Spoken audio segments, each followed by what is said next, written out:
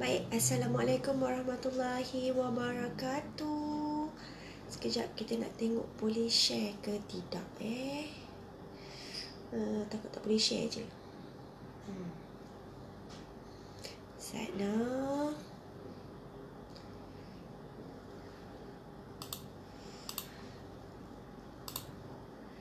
Mesti korang dekat ni kan? Dekat tempat kerja semuanya. Tapi tak apalah. Kita bersiaran ni nanti you all boleh tengok balik semula. Tak ada masalah. Okey, kejap ya.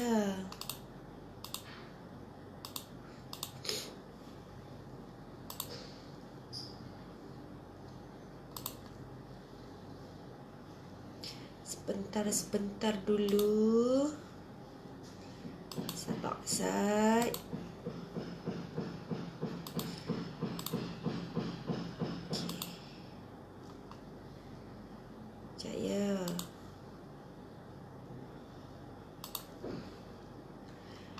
Kena share video ni. Siapa yang dah ada boleh say hi dulu. Tak tahulah korang menonton ni di mana. Kan? Tak tahulah korang menonton ni di mana.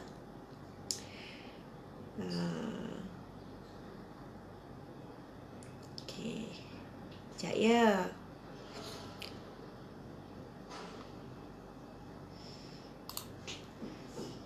Hai Rohaya. Hai Putri Nabila. Bising lah kat bawah tu.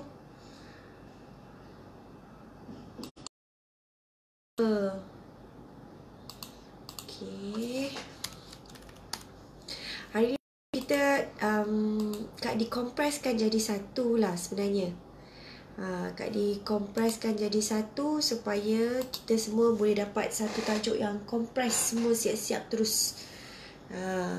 Supaya semua orang dapat manfaat yang lebih dalam satu kompres punya ni lah, video live. Tajuk kita hari ini adalah jadual pengurusan susu perahan ataupun jangka hayat susu perahan dengan acronyms dalam penyusuan susu ibu. Kalau korang ada soalan, korang boleh terus tanya dekat bawah. Dah banyak kali kita go live pasal jangka hayat susu perahan, tapi ramai lagi yang masih macam dia was-was kan. Hai Norli. Hai Liza. Wah, Penang jauhnya. Hai Nabila. Okay, korang boleh share video live ni sebab Kak Di bersiaran daripada HPM punya center. For those yang tak tahu center untuk apa, HPM Breastfeeding Center adalah tempat di mana kita berpusat di Seksyen 13 Shah Alam. Dekat center ni you all boleh datang and visit us untuk dapatkan consultation pasal penyusuan susu ibu, lactation massage, kalau ada breast bengkak ke, tersumbat ke, kan ada nipple blab ke, you all boleh datang sini, buat appointment, kita akan kasih settle masalah tu. Kalau korang ada masalah tentang penyusuan susu ibu, dan dekat sini juga korang boleh datang, kita buat consultation.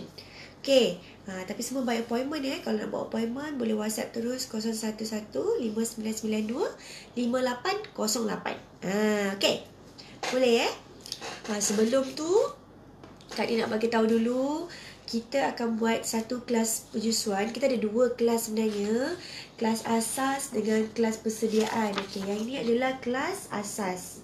This one so korang boleh tengok dekat page lah, kat sini ada detail dia. Okey, apa kelas asas penyusuan susu ibu? Sebenarnya kita dah buat, ni adalah kali yang ketiga kita buat untuk tajuk ni. That's why dia phase 1.3. Ini adalah kelas asas. So kalau kata you all ibu-ibu yang tengah pregnant, baru je melahirkan anak ke kan, you all patut attend this class. Kalau yang tak mengandung ke, tak bersalin pun tak kisah, tapi untuk tambah knowledge okey je. Sebab dalam ni kita ajar bila fasa penghasilan susu ibu. So you all akan tahu bila susu tu betul-betul keluar. Tak adalah nanti sekarang korang pergi dah ada bersalin, baru hari pertama korang dah kalut. Macam kenapa susu tak keluar, masa ni kita akan bagi tahu. Kita akan ajar you all lah dalam kelas ni nanti. Lepas tu kita ada lagi teknik lekapan yang betul. Macam ramai yang tak tahu macam mana nak menyusukan baby dengan betul, teknik yang betul. Lekapan dia tak betul, nipple akan crack, nipple akan berdarah, nipple akan sakit, dan susu pun takkan dihasilkan dengan lancar. Takkan keluar dengan lancar lah orang kata. Lepas tu kita ada apa lagi? Posisi penyusuan susu ibu. Macam mana nak pegang baby, macam mana posisi yang selesa untuk ibu scissor, bersalin normal. Kita akan ajar. Apa lagi? Bila boleh perah dan mulakan stok susu. Masa ni pun kita ajar. Bila korang nak perah, kenapa tak boleh perah dalam petang? Ni semualah. Lepas tu cara marmite pun kita akan ajar. Kelas ni dia special sikit. Dia ada untuk cara marmite kita ajar cara marmite. So you all sangat-sangat beruntung. Cara marmite kita ajar. Lepas tu peranan bapa dalam membantu penyusuan susu ibu. Okey. Kalau boleh kelas ni silalah bawa suami-suami, cik abang you all ya. Okey. Kelas ni RM50 je. Kalau datang 2 orang, tak ada masalah pun. Kalau datang seorang RM60. Kalau 2 orang 100 lah. Dapatlah diskaun RM20 kat situ. Tapi kelas sangat-sangat terhad untuk 20 orang saja. Lagi sikit lagi bagus sebenarnya, supaya kita boleh fokus terus. Boy, sabar budak, sabar. Ya, baju memang cantik. Baju ditaja oleh Ludani. Baju menyusu. Gitu, ada kip-kip lagi.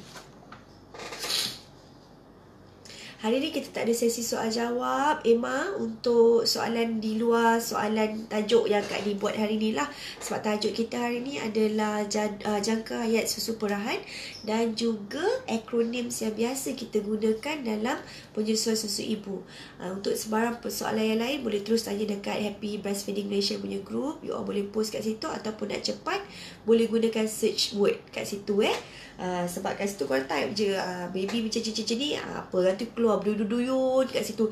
Tekan je search. Jangan semua benda kita nak minta spoon feed lah. Semua kita nak sediakan. Benda dah tersedia kat grup. Cuma korang kena rajin sikit lah. Jadi mama ni kena rajin. Jangan semua kita nak kena terangkan kat situ. Dah terang berkali-kali pun tanya lagi. Jadi gunakan button search di grup. Lagi satu kelas adalah this one Yang ini adalah persediaan menjayakan penyusuan hingga 2 tahun. Ini kalau mak-mak yang dah nak dekat masuk kerja, pantang dah nak habis tu, silalah attend. Sebab apa? Masa ni lah kita akan ajar macam mana nak persiapan kembali bekerja. Apa barang-barang yang diperlukan, macam mana nak elakkan bos marah-marah, macam mana nak hantar susu dekat pengasuh, macam mana nak pilih pam yang betul, pam apa yang sesuai untuk kita. Semua ni kita ajar. Dan tips yang paling best adalah macam mana kita nak maintain susu kita sampai 2 tahun. Gitu. So kelas ni you all boleh attend untuk ibu-ibu yang dah nak masuk kerja. Okay? Please attend lah. Nanti korang yang rugi sebab kelas kita bukan selalu buat tau. Okay. So hari ni siapa yang nak attend kelas, kita terhad untuk 20 orang saja. Jadi siapa cepat dia dapat lah ya. Sebab kita tempat pun tak adalah besar mana. Lagipun kita nak fokuskan betul-betul dekat small group. Alright. So hari ni kita akan pergi kepada jadual pengurusan susu perahan ataupun jangka hayat susu perahan. Yang itu kita bagi dulu lah senang sikit. Gitu. Kat kelas tu biasa boleh bawa baby and kakak dia sekali ke? Tak ada orang nak jagalah, Lin. Boleh, tapi kita limitkan kepada 1 anak sahaja dan kena ada helper. Kalau tak ada helper, kita tak advise lah. Sebab takut nanti sekarang you tak fokus, ibu yang tak fokus. Kalau 1 anak okey lagi lah, at least ada helper boleh tengok-tengokkan kan. Takut nanti sekarang you all tak fokus. So Kak Di advise untuk bawa anak boleh, tapi kena ada penjaga sekali. Datang dengan husband ke kan. Kalau boleh macam tu lah. Sebab kita nak you all fokus. Kalau you all bayar untuk kelas, tapi you all kena jaga anak, dan korang tak tahu pun apa yang kita belajar kat depan tu nanti. Jadi kesian tau sebenarnya. Yang kesian you all, kita orang okey je. Tapi itulah, kesian lah you all nanti. Okay. Halo Asna, UMC kali ni. Okay. kita pergi kepada jadual pengurusan susu perahan. Ini adalah jangka hayat susu perahan ya. Sangat-sangat simple. Please ingat dalam kepala otak ya. Bukan apa. Sebab ini adalah saraf tunjang lah dalam penyusuan susu ibu untuk ibu-ibu yang menguruskan susu perahan ataupun EP mom ataupun ibu yang bekerja. You all kena aware pasal jangka hayat susu perahan. Kalau you all tak aware tentang jangka hayat susu perahan, nanti penat-penat you all pump tapi susu tu dah rosak. Rugi rugi. Okay, kita go for this one first. Kalau korang ada nak jadual ni, pergi dekat HBM punya album. Dekat situ terang-terang dah pengurusan jadual pengurusan susu perahan dah ada. Korang pergi print, pergi laminate saja begini. Yang ini digunakan untuk ibu-ibu yang datang center untuk kita buat consultation. Kita akan ajar beginilah. So senang tak jahanam kertas den kan. Okay. So kita pergi dulu untuk suhu bilik. Susu yang tahan susu bilik kalau ikut guideline adalah 4 jam Itu kalau suhu bilik tersebut 25 hingga ke 37 darjah Celsius.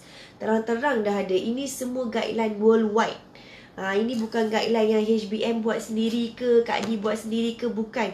Yang ini kita go for guideline yang memang worldwide. Okay, so bila kata suhu bilik yang bertahan 4 jam ni, dia ada 2 kategori sebenarnya untuk susu perahan.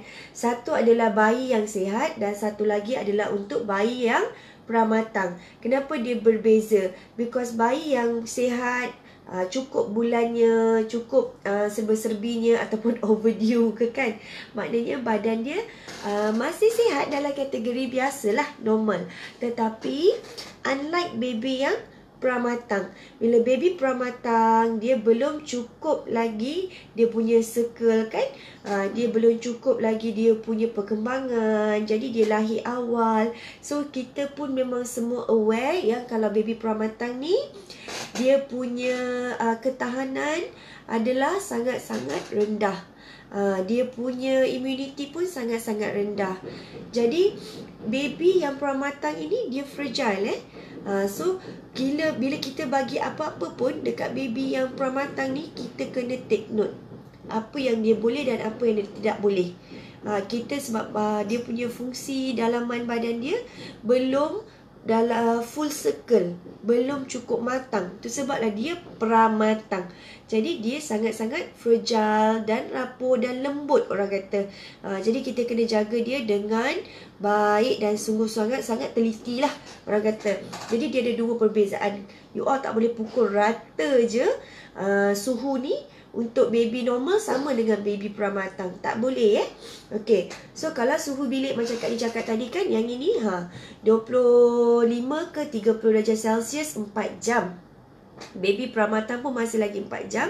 Tapi kena tahu kalau kita di Malaysia suhu kita bukanlah kata suhu macam di overseas sana.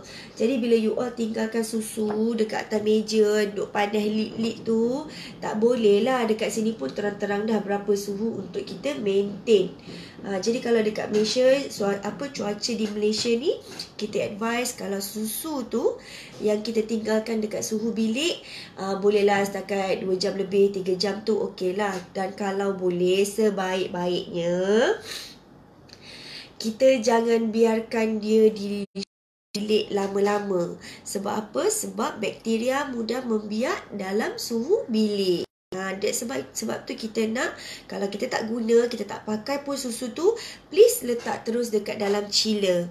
Jangan terus daripada lepas kita pump tu, kita terus masukkan dekat dalam freezer. Jangan nanti suhunya terkejut, ada renjatan suhu di situ. Nanti semua hasil-hasil khasiat di dalam suhu tersebut berkurangan sebab renjatan suhu yang berlaku. Jadi lepas je you all pump, please letak sekejap dekat suhu bilik. Sap-sui je lepas pump tu dalam 2-3 minit. Sementara nak betul-betulkan pump, kemas-kemas pump tu 2 minit tu dah cukup dah untuk menstabilkan suhu. Lepas tu letak dekat dalam cooler box yang ada ais ataupun cooler bag yang ada ice pack. Okey, ataupun masuk dalam chiller dulu. Kalau kata tak guna, okay, so siang ni dah masuk dalam chiller kan, biar ada at least 2-3 jam ke dalam chiller, and then you all transfer pergi ke bahagian frozen, supaya tak ada renjatan suhu lah, tak terencat suhu dia orang kata. Satgi kan suhu tu terencat tinggi kan, khasiat dia pun berkurangan. Jadi kita tak nak benda tu. Jangan terus letak susu yang dipam masuk dekat terus dalam frozen. Okey, letak dekat chiller dulu, lepas tu baru letak dekat frozen. Biasanya orang kata tak apa, letak kat chiller dulu 3-4 hari macam tu. No, tak perlu pun. Okey, tak perlu pun letak dekat chiller dulu sampai 3-4 hari sekiranya you all tak gunakan susu tu. Sekiranya susu tu you all nak guna terus untuk hantar ke pengasuh dalam minggu tu juga, within 5 days, it's okay, teruskan saja. Letak je dekat chiller. Tetapi kalau kata you all memang susu tu untuk dijadikan stok, so 1 hari atau 2-3 jam selepas letak kat chiller, boleh terus transfer ke freezer. Okey, tak perlu berlama-lama di chiller, takut nanti kita pun terlupa dan susu tu pun rosak. Sebab susu yang tahan di bahagian chiller, sekejap lagi kita cerita. Kena dengar dulu. Okey, ini kita pergi kepada suhu bilik. Ya, chiller dekat bahagian peti sejuk bawah. Yang sejuk tu, yang biasa je, bukan keras. Kalau frozen, dekat freezer, itu adalah bahagian yang buat air batu tu, yang mengeraskan. Okay. So, kalau kata sejuk, bilik yang beraircon like 15 ke 25 darjah Celsius, tidaklah 15. Kalau kat Malaysia ni better aircon yang 16 lah, paling sejuk tu kan. Kita ambil pukul rata average lah 16 tu. Kalau betul-betul sejuk lah aircon hampa, bolehlah letak, janganlah sampai up to 8 hours. Jangan dalam 4 jam, 5 jam okey dah lah. Jangan biarkan dia terlampau lama dekat suhu bilik ataupun di ruang yang terbuka. Sebaik-baiknya kita jaga dia punya khasiat tu, ketahanan susu tu, segala khasiat-khasiat dalam susu tu dijaga. That's why kalau korang perasan, kalau darah ke ataupun ubat-ubatan ke, bila diorang nak hantar ke sesuatu tempat, dia haruslah disejukkan. Konsep dia sama juga. Kalau kata kita beli barang dapur kan, kalau kita letak kat chiller, cuma ada certain period sahaja yang dia akan bertahan lama di chiller. Tapi kalau you all nak tahan lama, kena letak dekat bahagian mana? Frozen, dekat bahagian keras. Jadi macam itulah juga untuk susu perahan. Okay, so clear jangan ada yang tanya-tanya lagi nanti. Yang tanya berapa lama, dah siap dah jadual perahan tu dekat grup. Okey, sekarang kita pergi bahagian peti sejuk. Tadi ada yang tanya kan, chiller bahagian mana, frozen bahagian mana. Okey, chiller itu adalah di bahagian bawah. Kalau korang perasan, peti ais dia ada satu tempat untuk kita tarik. Dekat bahagian chiller tu kan ada tempat tarik kat belah atas sekali. Ini untuk peti ais yang 2 pintu lah, dia ada tempat tarik dekat situ. Itu kita letakkan nama dia chiller lah, ataupun tempat peti ais sejuk yang tak keras. Itu kita bagi chiller. Okay, yang bahagian atas tu, yang tempat frozen tu, itu adalah peti beku dia, adalah orang kata bahagian frozen lah. Hak keras tu orang kata. Orang utara kata panggil apa tak, yang hak keras tu, dekat peti ais keras tu. Macam tu lah, kola-kola kan. So itu bahagian keras, itu untuk susu yang untuk di frozenkan ataupun dikeraskan dalam bahasa Melayunya. Okay, boleh. So sekarang ni kita go for peti ais yang pintu 1. Okay, so tu ke? Ni peti sejuk ya, pintu bawah chiller. Okay, up to okay, sorry, tadi lupa. Kalau kata yang suhu bilik tetapi sejuk yang beraircon, untuk baby peramatan, kalau untuk baby normal kan up to 8 hours. Tapi macam Kak Li cakap, it's better that kita go for not more than 8 hours ataupun jangan sampai 8 hours. Sebab Malaysia suhu kita lain walaupun kita pasang aircon ya. Kita kena ada thermometer yang betul-betul accurate, baru you all boleh rely on this guideline. So kalau boleh kita ikut kita punya ni lah, suhu yang sebenar. Around dalam 5 jam tu bagi Kak Li maksimum lah kalau suhu di Malaysia. Ini untuk suhu yang 15 darjah Celsius ke 25 darjah Celsius Tapi untuk baby peramatan hanya bertahan 4 jam. Suhu Malaysia kurangkan lagi daripada 4 jam. Jangan pukul rata ambil 4 jam juga. Jangan. Kesian baby pramatang. Okay, so this one is peti sejuk. Bahagian pintu bawah yang chiller tu 5 hari lah. Yang ini adalah untuk baby pramatang, dia 2 hari. Tengok beza kan. Baby yang normal, yang full circle 5 hari boleh tahan dekat dalam chiller, masih kita boleh bagi pada anak. Tetapi kalau untuk baby yang pramatang, hanya 2 hari sahaja susu di chiller dan harus diberikan kepada baby anda. Okay, dia fragile. Jangan bagi dia susu-susu yang dah over, bukanlah overtime orang kata, yang dah over limit untuk dia punya jangka hayat. Okay, sebab dia fragile, jadi kita tak nak body dia tak boleh nak absorb lagi benda-benda yang bakteria-bakteria lain yang boleh memudaratkan baby pramatang. Okay, okay. So sekarang ni kita pergi kepada peti sejuk. Kita ada peti sejuk 1 pintu, 2 pintu dengan deep freezer. Actually deep freezer ni dia ada 2 type of deep freezer. Satu yang suhu dia boleh pergi sesejuk yang mungkin, if I'm not mistaken, negatif berapalah, tak ingat lah kat ni. Yang kalau nak bezakan deep freezer ni senang je. Satu yang kecil tu tau, yang kecil je, comel je deep freezer dia. Ini yang standard mak-mak guna untuk simpan susu perahan lah. Tapi ada juga, kalau korang perasan dekat luar sana, yang kedai-kedai makan guna yang deep freezer yang besar tu, simpan ikan lah, apalah semua tu pun ada juga. Yang itu yang besar lah, itu suhu dia lebih sejuk sebab dia punya tangki besar, motor pun besar. Okay, so sekarang ni kita pergi kepada peti ais 1 pintu dulu. 1 pintu ni memang yang standard, yang selalu kalau kat asrama-asrama, yang dekat kita kat D pun dulu pakai 1 pintu je, kecil je, senang je kan. Tapi bila dah berkeluarga ni, dia jadi besar lah sikit peti aisnya, ya tak? So yang 1 pintu ni, ini jangka hayat dia. Untuk bahagian chiller, untuk baby ni bahagian freezer, freezer untuk kita pergi tadi chiller dah ada dah, Kak Dia dah cakap kan, yang chiller, bahagian chiller 5 hari. So sekarang ni kita pergi bahagian frozen. Semua bahagian frozen dekat freezer. Okay, so untuk peti sejuk, yang 1 pintu susu frozen tahan hanya 2 minggu. Yang bahagian peti ais kecil je, bila buka 1 pintu, lepas tu dia ada bahagian freezer dia yang kecil tu kan.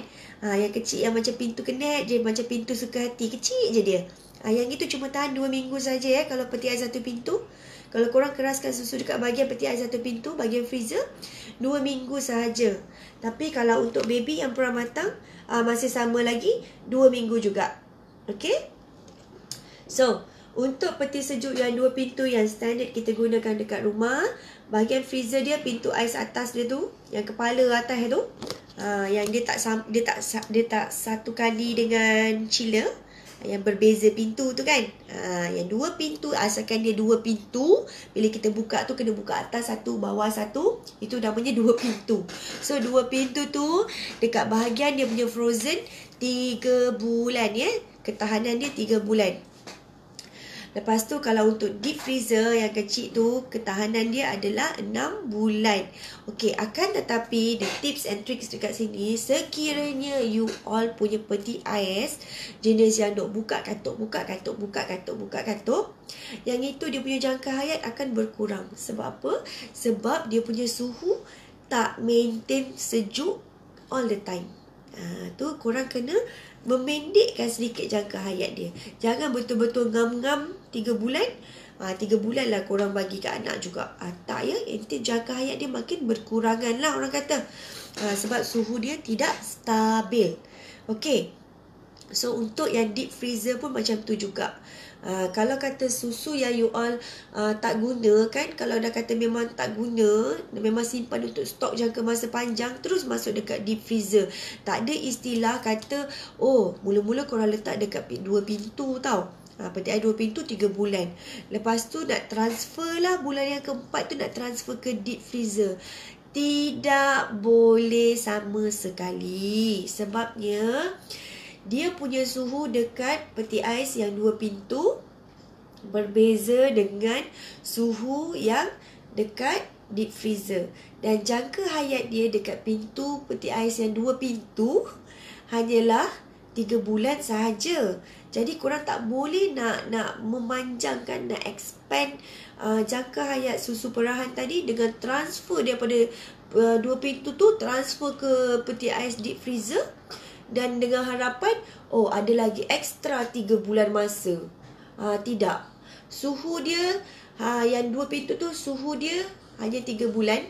So means that 3 bulan jangka hayat dia, that's it. Itu sahaja dan korang tak boleh memanjangkan lagi dengan transfer ke deep freezer. Tak boleh. Kalau kata you all dah letak sebulan dekat peti ais 2 pintu, then bulan kedua tu korang rasa peti ais dah tak muat, nak transfer dekat deep freezer lah untuk buat stok. Yes, yang itu boleh. Tapi kena tolak 1 bulan yang awal. So dekat deep freezer sebelah sini dah tinggal 5 bulan sahaja. Okay, hopefully this one clear lah ya. Mami sekali tak ada jawab soalan-soalan lain hari ni. Kita hanyalah berkisar soalan untuk jangka hayat susu perahan dan juga acronyms untuk penyesuaian susu ibu. Soalan-soalan lain you all boleh terus tanya dekat HBM ataupun kalau korang nak one to one dengan Kak Di ada dekat center, dekat HBM Breastfeeding Center yang korang tengah tengok ni lah kan. So korang boleh buat appointment terus. Kita buat consultation one on one. Okay, untuk nak buat guideline ke apa ke pun boleh, personal coaching pun boleh. Tapi I'm not a coach, sifu or lactation counselor. Okay, Kak Di sini sebagai seorang kakak yang membantu adik-adiknya untuk menjayakan penyusuan 2 tahun. Okay, so kalau korang free, korang nak datang dekat center, buat appointment, boleh jumpa Kak Di terus. Bagi tahu je memang nak booking Kak Di. Okay, diorang akan bagi booking Kak Di. Tak nak Kak Di, nak kaunselor lain, kita ada banyak kaunselor kan. Bagi tahu nama kaunselor siapa yang nak, nanti dia akan standby dekat center. Kalau macam Kak Di memang sentiasa ada dekat center lah so far. Okay, kita sambung. So clear untuk yang tadi yang mana nak transfer 2 pintu ke deep freezer tu, dia tak ada tipu-tipu jangka hayat kat sini. Dia memang akan transfer begitu. Kalau dah habis 3 bulan dekat peti ais 2 pintu, 3 bulan saja, jangan dipanjang-panjangkan usianya. Tidak boleh sama sekali ya. Jangan salah di situ. Okay, apa lagi ya? Ni paling best. Kalau susu frozen yang dah dicairkan hanya bertahan 24 jam sahaja. Dan apa-apa susu frozen yang telah cair sebanyak 30% saja ya, boleh dikeraskan semula. Tapi kalau kata susu tu dah mencair lebih daripada 30%, korang tak boleh bekukan semula. Please cairkan dia terus dan gunakan untuk makanan anak ke, ataupun bila dah ada masih lagi, kalau 30% dah cair kan, dia masih ada lagi yang beku-beku tu tau. Bila dia ada beku-beku tu, kalau kata dah 30% dah cair habis dah, setengah tu ada lagi yang 70% tu, you all boleh gunakan frozen-frozen tu, bagilah anak main, bagi anak pegang, bagi dia masuk mulut, no problem. Okay, ataupun boleh bagi mandi anak ke, siram pokok ke, terpulang lah you nak buat masker ke, kalau ada stretch mark dekat badan tu ke kan, ambil sapu, ada stretch mark dekat perut tu, dekat breast ni ke apa. Sebab setengah orang bila dia menyusu tu, susu banyak kan, dia jadi pecah-pecah stretch mark, even dekat payudara. Yang ni kita dah biasa jumpa. So ambil susu yang dah tercair tu, tak apalah, sapu je lah. Jangan sayang-sayang susu, jangan nangis-jangis, jangan meratap hiba, tak perlu. Okay, ambil sapu, gunakan.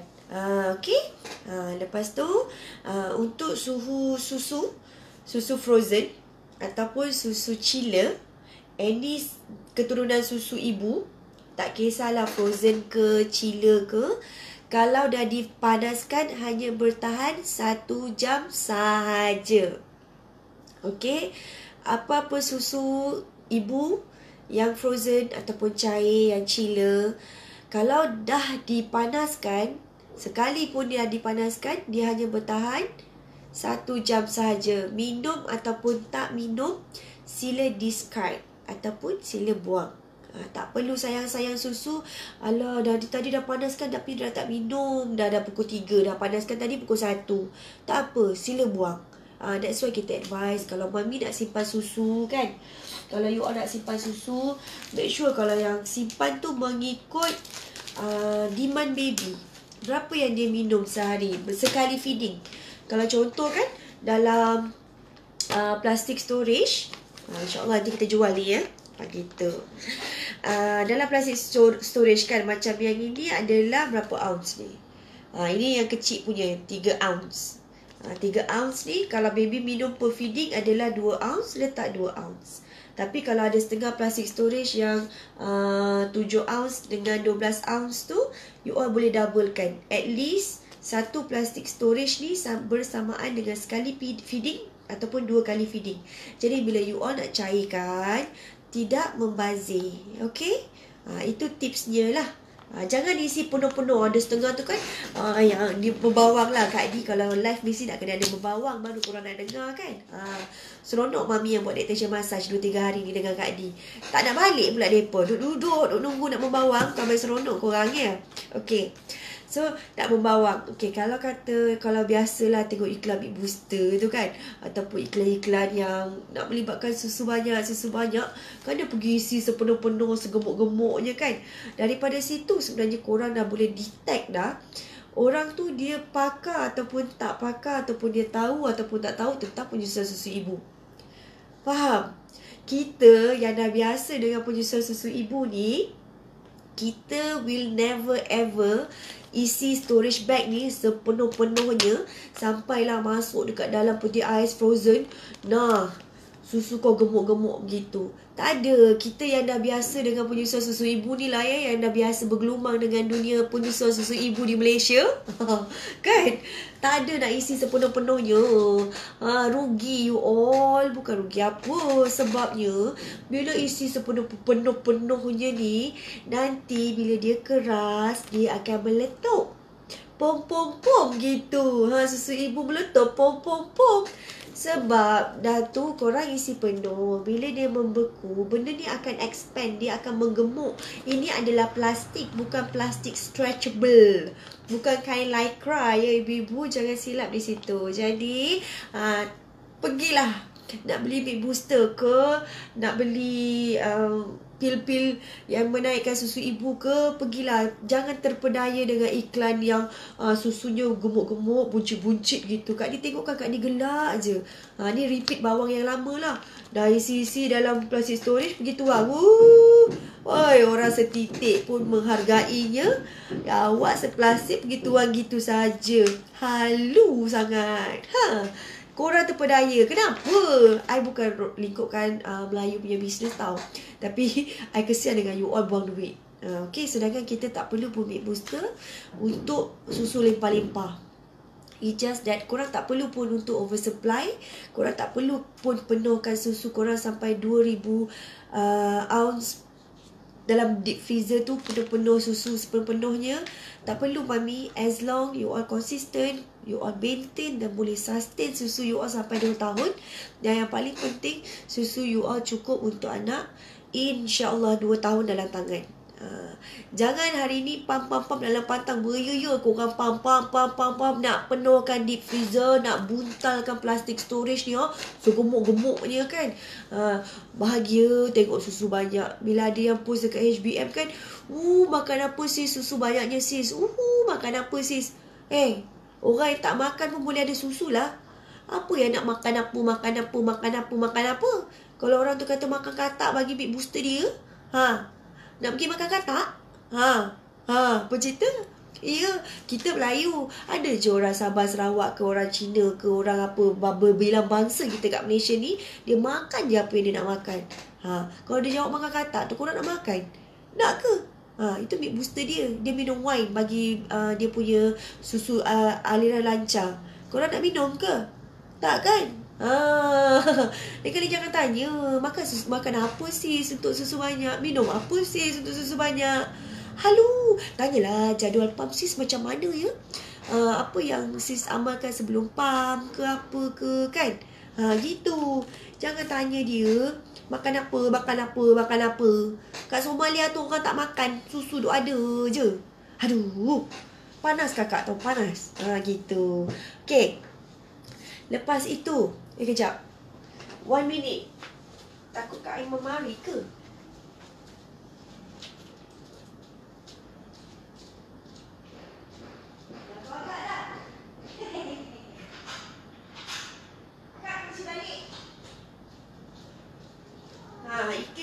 Iklan sekejap.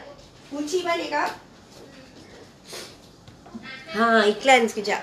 Okay, kembali. Kakak membawang kembali. Okay. So, stop asking about susu apa dan jangan terpengaruh dengan iklan Milk Booster yang susu dia segumpal-gumpal sebuntal-buntalnya. Itu semua salah. Jadi tipsnya apa? Isilah ikut per feeding. Actually, kalau storage bag ni, kalau korang nak beli, sebenarnya kalau yang kecil tu murah.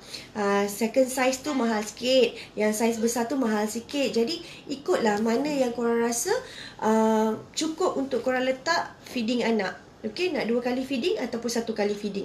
Usually Kak Dia akan advise adalah 2 kali feeding dalam 1 storage bag. Okay, ingat tu. Okay, lagi satu. Kan ada yang tanya kalau kata macam kalau kata dekat dalam freezer ataupun dekat chiller kan kita kata elakkan untuk letakkan susu frozen anda berserta dengan barang-barang mentah yang lain. Yes, sometimes dia akan menyerap bau.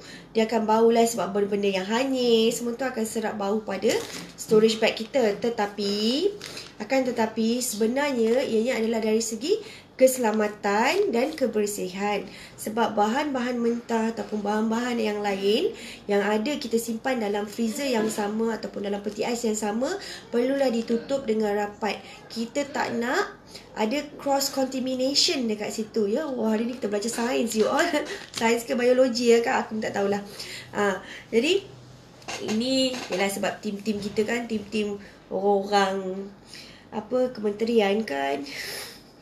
Pegawai-pegawai teknologi pemakanan semua kan. Jadi bukanlah sebab bau semata-mata, tidak, tapi dari segi kebersihan dan keselamatan anak. Kita tak nak bakteria-bakteria yang ada dekat dalam bahan-bahan basah tersebut melekat pada kita punya susu, sama ada dia menyerap ataupun tidak. Wallahualam, Kak Adi belum dapat lagi any journal. Cumanya kalau kata you punya storage bag yang jenis plastiknya double layer ataupun 3 layer, sains. Okay, thank you Aimah, tapi bukan Kak Aimah Kak Aimah ada sini tu, on duty today. So bergantung pada storage bag you all, berapa layer. That's why setengah storage bag boleh tulis direct menggunakan marker pen dan setengah storage bag tidak boleh menggunakan marker pen ataupun ball pen, terus direct pada storage bag. Macam Natural Mum, dia memang 3 layer, dia ada 3 lapisan plastik di dalam ini. That's why you all boleh terus direct pada storage bag. Ni nanti siapa nak order boleh order nanti later ya. Harga nanti kita bagi tahu. Memang Kak Ni nak jual lelong nanti ni. Ada a few item dekat kita yang kita nak lelong kasi habis. Macam gitu. Okay. So clear barang-barang yang mentah-mentah tu sila tutup. Sebab kita tak nak ada cross contamination pada susu ibu. Especially kalau siapa yang simpan durian ya dalam peti ais kan dekat chiller. Tapi sekarang orang pun dah terror. Dia nak tahan durian, dia letak kat frozen. Jadi dalam tu pun, dalam peti ais yang sama adalah susu ibu. Memang automatically, memang durian pun kita tahu bau dia, ya Allah kan. Jadi memang susu tu akan melekat automatically dengan bau durian. Jadi kalau korang nak simpan durian tu, simpanlah dalam peti ais yang bertutup. Okay, clear tak? Durian ada setengah orang durian ni jadi Milk Booster pada dia. Tapi itu semua adalah bergantung pada you all punya body sendiri. Sebab sebenarnya Milk Booster ni apa yang korang makan, itulah jadikan korang happy. Hormon oksitosin kita sekaligus dirembes keluar. Sebab hormon oksitosin adalah hormon yang membantu untuk memperbanyakkan susu ibu. Bila kita happy, kita buatlah apa sahaja pun, pergi manicure, pedicure ke, bagi kita happy, susu kita pun akan membuat-buat. Bukan sekadar makan benda yang kita happy. Tak. Suami peluk-peluk pun kita happy, hormon kita pun naik. Okay? Clear tak? Okay. So, apa lagi? Lagi satu, susu yang tidak habis diminum oleh baby. Mana nak dapat ni kan, ni dekat HBM ada ya, dekat album. Pergi tengok dekat grup Happy Breastfeeding Malaysia, dekat album ada, sila print sahaja, laminate. Letaklah dekat peti ais tu, tampal letak ni, apa tu, magnet tu kan. Letak kat situ. Suami-suami pun boleh baca. Pengasuh pun boleh baca. Boleh tampal dekat cooler box pun boleh. Okey, susu. Tak kisah susu frozen ke, susu chiller ke, apa susu pun, asalkan dia susu ibu juga keturunannya. Kalau dah kena dengan Alio Baby, hanya bertahan 1 jam sahaja. Baby habis ke tak habis, sila habiskan. 1 jam tu kalau dah habis, dah cukup 1 jam, buang. Dia sama macam susu yang dah dipanaskan tadi. Habis tak habis, kalau dah dipanaskan 1 jam, kena buang. Begitu juga susu yang dah kena Alio Baby. Setengah orang dia baru masukkan, lepas tu baby macam tak nak kan, dah simpanlah dulu dalam peti ais. Tak boleh, tetap tak boleh ya. 1 jam sahaja jangka hayat untuk susu yang dah dipanaskan dan kena Alio Baby. Tak habis, tak guna, buang. Okay, tu semua bakteria. Macam mana nak tahu storage bag jenis apa yang boleh tulis? Okay, tengok dekat box tu. Ada setengah box dia dah memang tulis kat situ, boleh tulis direct. You tengok berapa lapisan untuk storage bag. Macam a few storage bag kita tahulah, macam Natural Mums memang kita tahu dia 3 lapik. Dia 3 lapik. Siapa nak Natural Mum, harga borong nanti bagi tahu Kak Di ya. PM tepi gitu. Barang belum sampai tapi tak apa, nanti ya. Kita nak lelong bagi habis je. Okay, so rasanya untuk jangka hayat susu perahan dah clear dekat situ. Ada yang tak clear lagi ke? Lah ruginya hari tu saya buang gitu je, hampir 1000 ounce sebab chest freezer rosak. Okay, sebenarnya kan kalau freezer korang rosak, ni adalah tips and tricks untuk yang tahu ni, kena datang kat dia punya kelas lah ya. Macam mana nak jaga susu kalau peti ais rosak kan. You all kena datang. Kelas mana Kak? Kelas ni. Ni. Kelas kedua ni ada kelas yang phase 2 ni, persediaan menjayakan penyusuan susu ibu. Dalam ni Kak Di ada share satu tips yang mahal lah kat situ. Kalau peti ais rosak macam mana, gitu. Kalau nak kena datang kelas ni.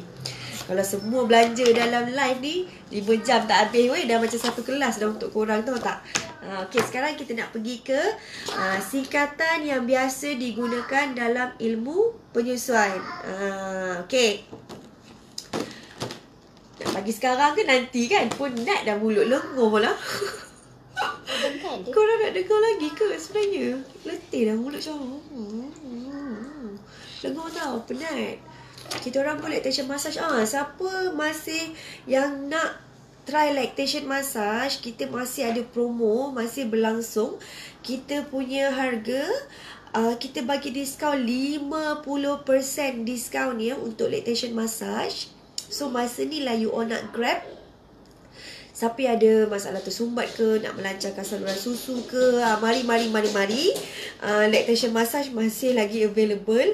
Ada beberapa slot dan beberapa hari yang kita masih ada kekosongan. Tak banyak, sikit. So you all boleh PM 011-5992-5808 untuk buat appointment. Harga memang sangat-sangat mampu milik. Dan for those yang dah pernah buat lactation massage, yang mana dapat dengan tangan Kak Di sendiri, korang bolehlah share testimoni So siapa yang nak, boleh PM atau WhatsApp nombor yang tadi Kak Di mention tu. Diskaun 50%. Okay? Okay lah. Kak Di rasa Kak Di KIV dululah untuk tajuk yang ini. Sebab agak panjang. Mulut pun dah dengur dah dekat sejam. Nanti korang duk tunggu pun lama. Masih ada lagi yang belum dalam HBM ke? Okey, HBM Breastfeeding Center ni adalah baby kepada grup Happy Breastfeeding Malaysia. Korang search kejap lagi, Happy Breastfeeding Malaysia. So klik untuk join. Jangan lupa jawab soalan. Kalau nak cepat respon, jawab je. Tadi saya tengok live video Kak Di. Simple. Guarantee korang dapat approve cepat. Tak adalah kita check dulu profile you all kan. Sebab kalau dekat HBM, kita semua adalah golongan ibu-ibu sahaja. Tak kisah you menyusu badan ataupun you tak menyusu badan. It's okay as long namanya pun ibu.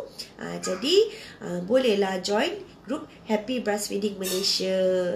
Untuk suami-suami, bapa-bapa kan, yang bukan menyusu badan lah ya, bukan menyusu badan, yang memang tak ada susu lah kan bapaknya kan, bapa boleh like dekat page Happy Breastfeeding Malaysia for Love. Kat situ pun kita ada share information lah, tapi kita tak ada soalan-soalan pasal penyusuan susu ibu.